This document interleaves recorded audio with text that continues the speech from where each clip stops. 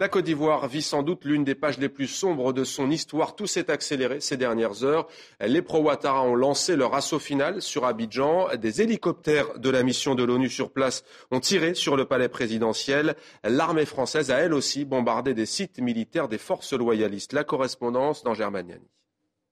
Alors, il y a un peu plus de 2 heures maintenant, il règne sur Abidjan une relative accalmie. Mais c'est peut-être l'un des après-midi les plus angoissants de leur vie que les Abidjanais ont passé.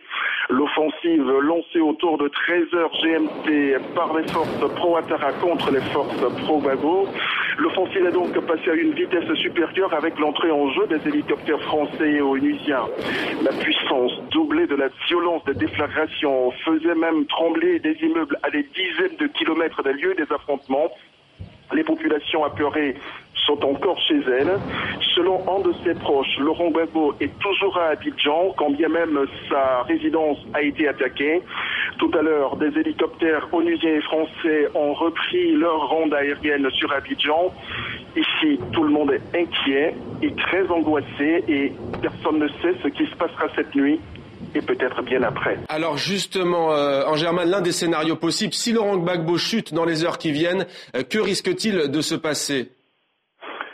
Pour l'instant, c'est pas encore le cas. Alors, Mohamed, il est difficile de dire si cette guerre va libérer la Côte d'Ivoire, comme le disent et le souhaitent certains, ou qu'elle va plonger ce beau et grand pays dans le chaos, comme le pensent d'autres.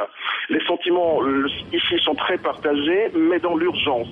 Il faut l'avouer, il y aura un avant et un après. Aujourd'hui, quelles sont les forces à même d'empêcher des représailles possibles dans les quartiers, par exemple ? On peut s'interroger. 2 ressortissants français ont été enlevés aujourd'hui par des hommes en armes.